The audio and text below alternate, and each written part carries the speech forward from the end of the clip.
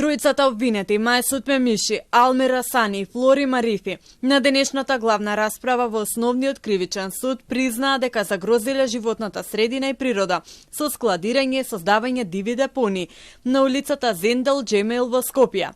Пред судот тие изразија кајање за стореното и уверија дека во иднина вакви постапки нема да се повторат.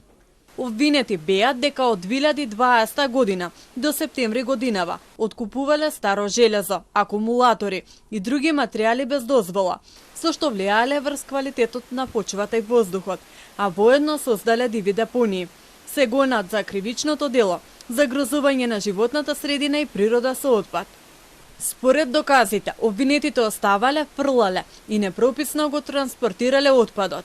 Нивната одбрана смета дека нема докази дека пожарите на депонијата биле на местото каде што бил фрлан отпадот на обвинетите.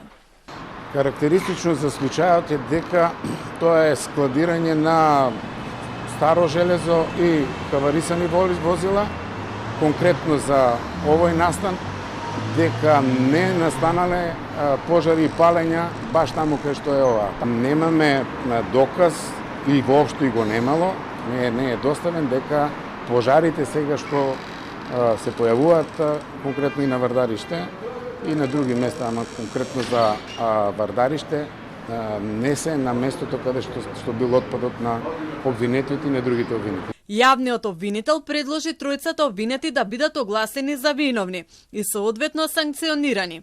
Судот ја констатираше нивната вина, а пресудата се очекува да биде објавена наредната недела.